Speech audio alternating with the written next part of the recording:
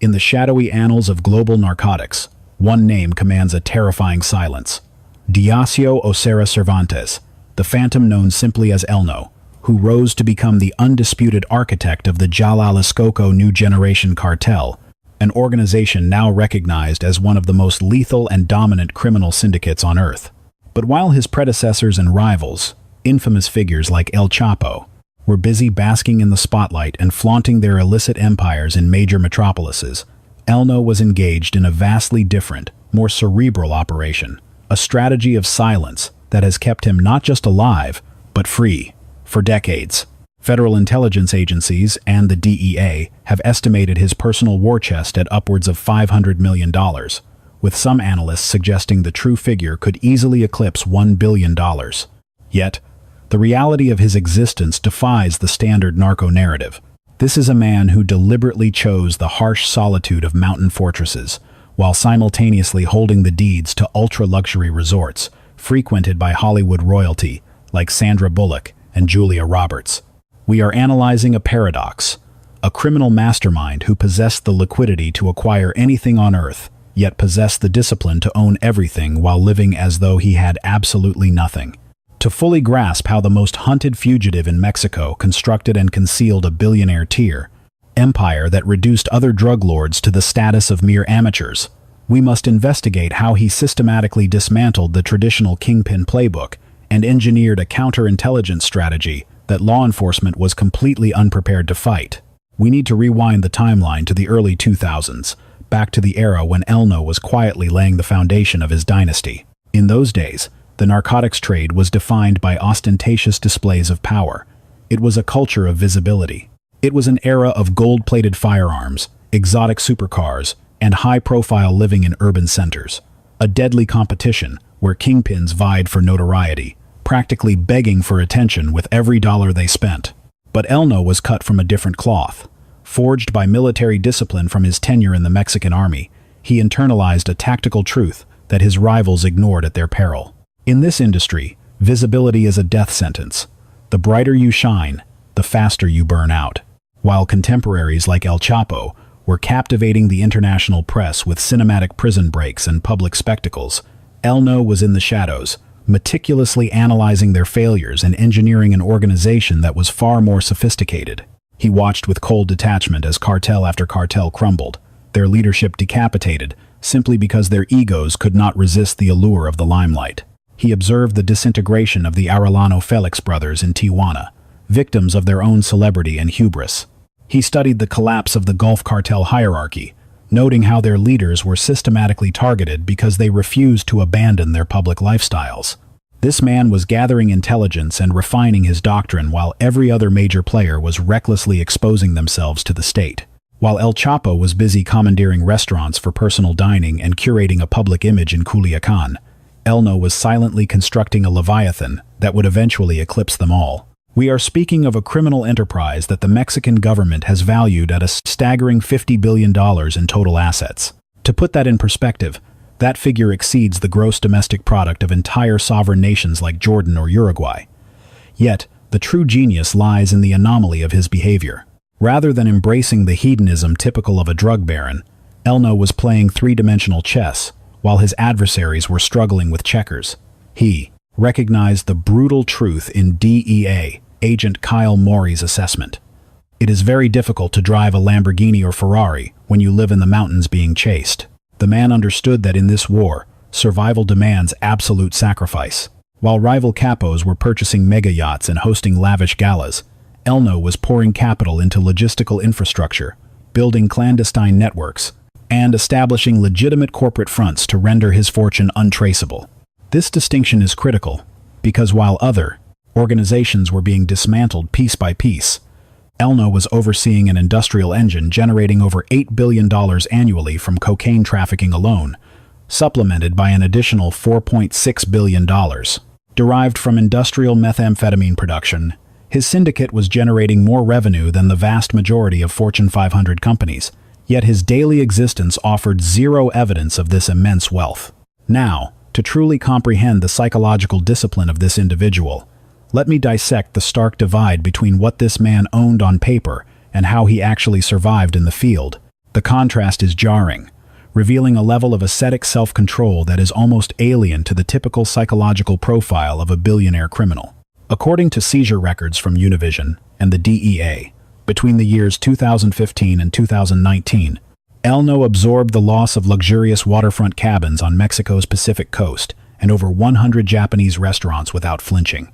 His portfolio included shopping malls, media outlets, prime real estate, a premium tequila brand attempting European export, vaults of gold bars, and a ranch housing exotic wildlife, including a Bengal tiger and rare avian species. But those assets are merely the surface. The rabbit hole goes much deeper. Consider the case of the Hotelito Desconocido, translated as the Little Unknown Hotel. This was a 5-star ecological sanctuary, featuring 24 thatched roof bungalows, hidden away within a UNESCO-protected bird paradise. Celebrities including Sandra Bullock, Julia Roberts, and Blake Lively had all vacationed there. Then, in August 2015, the illusion shattered when Mexican authorities seized the property after the U.S. Treasury designated it a cartel front. Just let that reality sink in for a moment.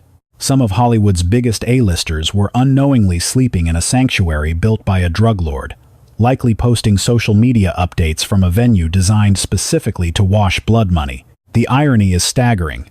Yet, according to intelligence sources, his private ranches were designed with a completely different purpose in mind.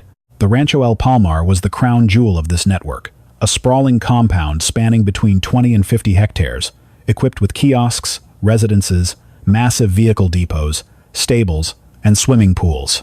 But make no mistake, this was not a vacation home. This was a fortified compound capable of housing and deploying a private army. Then there was Rancho La Esperanza in Tonalá, legally held by his father-in-law, José Luis Gutiérrez Valencia, known in the underworld as Don Cello. This property stands as one of the most significant asset seizures in the history of the Attorney General's office. It served as a testament to how Elno leveraged deep familial ties to disperse his wealth, creating a labyrinth of ownership that made his empire nearly impossible to map. When authorities breached the perimeter of Rancho La Esperanza, they didn't just find a hideout. They stumbled into a private menagerie of power.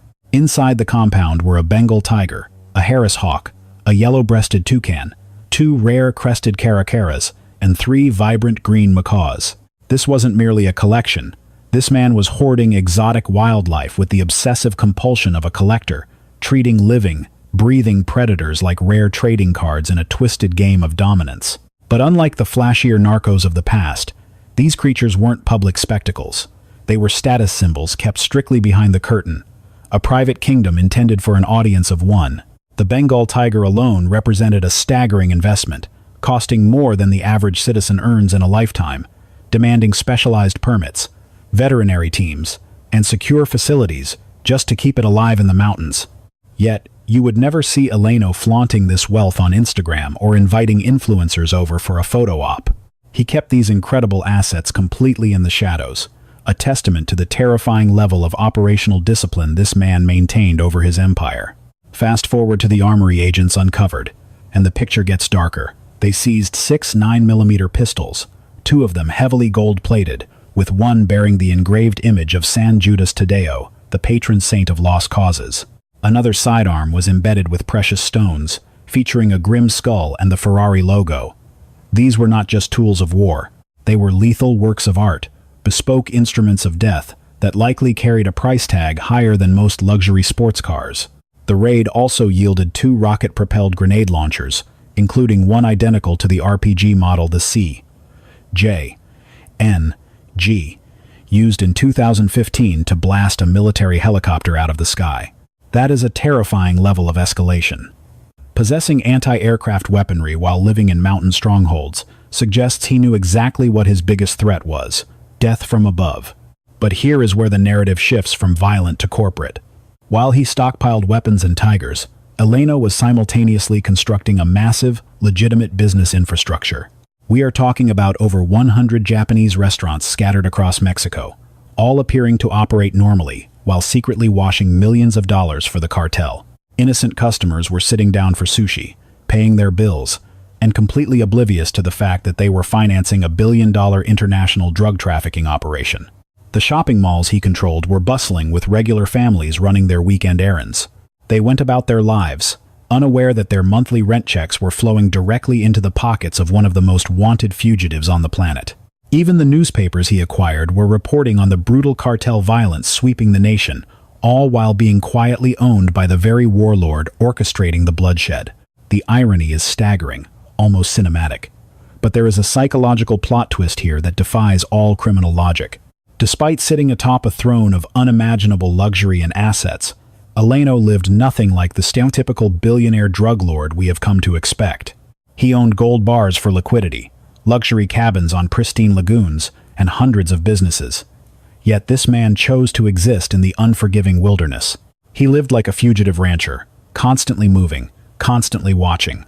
According to DEA agent Kyle Morey, who spent years tracking his shadow, Elno hides deep in the mountainous regions of Jalisco, Michoacan, and Colima.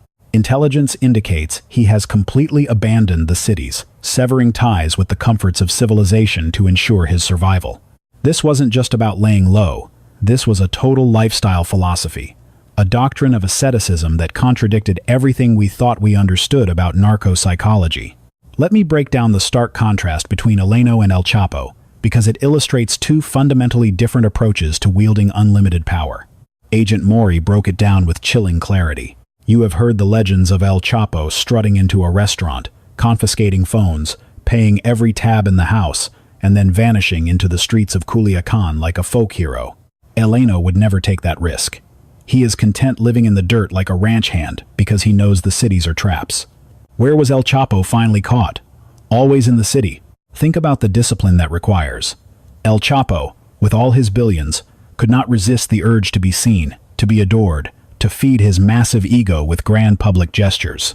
Elno had the exact same resources, yet he chose to sleep in mountain caves and rural compounds, eating peasant food and wearing generic clothing to stay invisible. So, while Elno held titles to properties in towns like Villa Purificación in Jalisco, or in the delegations of La Lara and Villa Vieja, he wasn't living the high life in penthouses. He wasn't throwing lavish parties or entertaining guests. These were narco ranches, rural outposts designed for collecting exotic beasts, storing luxury vehicles, and hiding jewelry warehouses for wealth, not homes. They served as strategic shelters and fortified hideouts, strictly utilitarian, never used for socialization or pleasure. The psychological discipline required to maintain that existence is frankly terrifying. Imagine having the capital to dine at the finest tables in Paris or Tokyo, but choosing to eat beans and rice in a drafty mountain cabin, day after day. Imagine having the cash to buy any hypercar ever manufactured, yet driving beat-up pickup trucks through mud and rock, owning luxury resorts, but sleeping on a cot in a hidden bunker. The man operated with a rigid military discipline that most other drug lords completely lacked, and that is what made him so dangerous. According to intelligence reports, another critical factor that gives this trafficker the edge is his total sobriety. He does not consume his own product. He maintains peak health and excellent physical condition, treating his body with the same rigor he applies to his paramilitary operations. While other kingpins were getting high on their own supply, softening their edge with excess and partying, Elno remained sharp, focused, and physically lethal. This distinction is crucial because history shows that drug lords who use their own merchandise inevitably make catastrophic errors. They become paranoid, they get sloppy with details, and they start trusting the wrong people as the chemicals cloud their judgment. But Elno treated his body like a temple and his mind like a weapon, granting him a strategic advantage that no amount of money could purchase. His security apparatus was equally evolved. Authorities suspected his inner circle wasn't filled with gang members, but rather mercenaries with advanced former military training. These weren't street thugs spraying bullets. These were professional soldiers who understood tactical maneuvering, counter-surveillance, and absolute discipline. His secondary security perimeter was massive, effectively serving as a militarized rear guard that established multiple, overlapping concentric rings of defense around his position. He favored the unforgiving topography of the Sierra, navigating mountain passes and rural hinterlands that offered a labyrinth of escape vectors should federal forces attempt an encirclement. While his rivals were being hunted down in luxury penthouses and trapped in urban grids with no way out, this man always maintained a tactical exit strategy. The dense forests, the rugged mountain trails, the desolate country roads, This was terrain that rewarded a ghost who knew how to survive in the wild and move with lethal speed. But the narrative of his impunity does not end in the shadows of the Sierra Madre. Because for all the sophisticated logistics and his monk-like discipline, the very outlaw existence he cultivated would eventually become the architect of his destruction. The extreme isolation that had served as his armor for decades paradoxically exposed a crack in his defenses, a vulnerability he likely never calculated until it was too late. On February 22, 2026, in the municipality of Tapalpa, Jalisco, the drug lord's decades-long game of cat and mouse finally reached its violent conclusion. However, the specific mechanics of his capture expose a critical divergence between his operation and typical cartel leadership, proving that even the most brilliant survival strategies harbor fatal systemic flaws. Intelligence reports confirm that military operatives had identified and were actively surveilling a trusted courier linked to one of the cartel boss's romantic interests. It demonstrates a profound truth. Even a phantom living in the void has human needs, and those emotional tethers inevitably create exploitable patterns for investigators. This intermediary escorted the woman to Tapalpa on a Friday, unknowingly leading a digital and physical dragnet directly to a rendezvous with the most wanted man in Mexico. The woman departed after spending the night, but the window for escape had already closed, the trap was set, and the hunters were waiting. Military intelligence had triangulated her movements, pinpointed the safe house, and was already collapsing the perimeter around the target.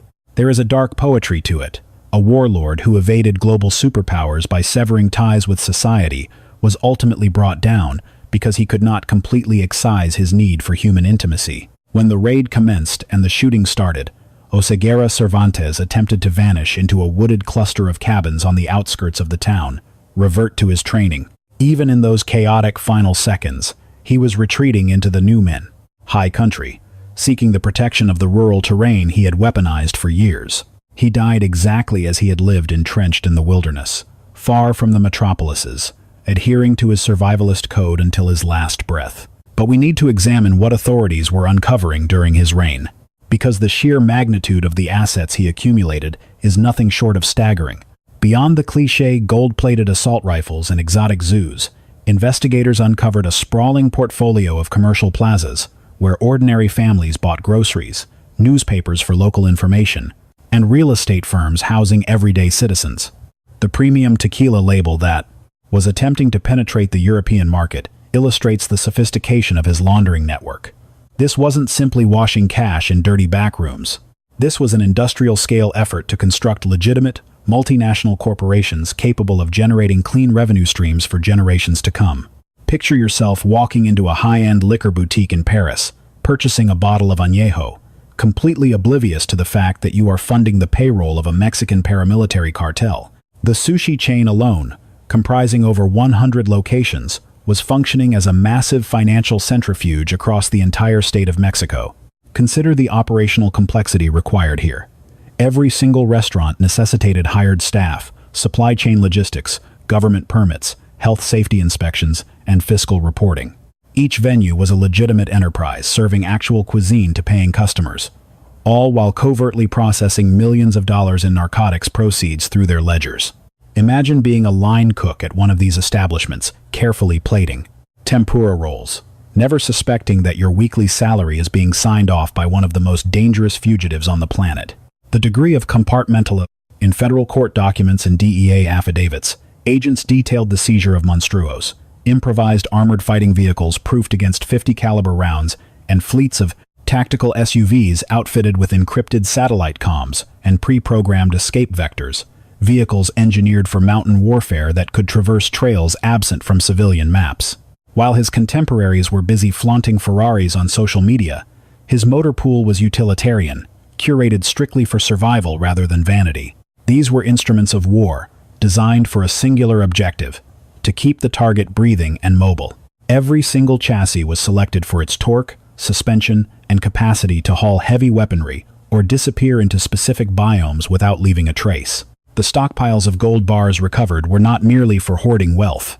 They represented highly liquid, untraceable capital that could be transported instantly and liquidated in any jurisdiction on Earth. While other kingpins parked their fortunes in banks vulnerable to sanctions and freezes, This man held his power in physical assets that could vanish into the night just as fast as he could. Meanwhile, the Cartel Jalisco New Generation continued its global operations seamlessly after his demise, a testament to the decentralized efficiency of his empire. The organization he engineered was generating billions of dollars annually, with tentacles reaching into markets on every continent. Yet the boss himself lived like a fugitive animal, constantly on the move, understanding that the syndicate was an entity far larger than any single individual, a contingency likely planned from day one. This entire saga fundamentally shifts our understanding of the narco lifestyle, revealing terrifying truths about the nature of absolute power and the inevitable price paid for ruling the underworld's most dangerous game. The legacy of El Mencho is not defined solely by the blood money he amassed or the territory he conquered. It serves as a chilling testament to the fact that survival often depends on living in the shadows, even when you possess a fortune that dwarfs the net worth of A-list celebrities. Yet, it also exposes the devastating psychological toll of that existence, revealing the paradox of a man who controls everything but is permitted to enjoy absolutely nothing. Consider the sheer mental fortitude required to hold the deed to a 5-star ultra-luxury resort where Hollywood royalty vacations, while knowing you can never set foot inside the paradise you built. To own a private menagerie of exotic beasts worth millions, visited only in the dead of night, to pull the strings of major newspapers and shopping malls, yet remain a ghost who can never walk their corridors. That is a level of self-erasure and discipline that most ordinary people could not endure for a single week, let alone sustain for decades in the darkness. Federal agents and intelligence operatives were forced to learn a hard lesson. Flamboyance is not a proxy for power. In fact, the traditional playbook tracking narco-traffickers through their lavish expenditures proved utterly futile against a phantom like El Mencho. While surveillance teams staked out luxury auto showrooms and analyzed high-end property deeds looking for a slip-up, he was quietly assembling a $50 billion empire from a remote mountain bunker, laundering oceans of cash through seemingly legitimate commercial fronts. This anomaly forced the entire law enforcement apparatus to burn their old manuals and completely reconstruct their investigative strategy. Agents had to pivot to forensic accounting, dissecting complex corporate structures to realize that the deadliest kingpin was the one living with the austerity of a pauper. The specialized surveillance and financial tracking protocols developed specifically to hunt this shadow figure became the new gold standard, a blueprint now used to dismantle the most sophisticated criminal syndicates operating today.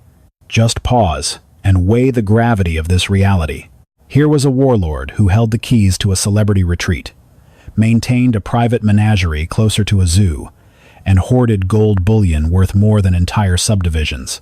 Yet, he deliberately chose to sleep on the dirt floors of rustic mountain shacks, moving like a phantom through the rugged backcountry. It is a masterclass in tactical evasion, certainly, but it also represents a solitary confinement cell of his own design.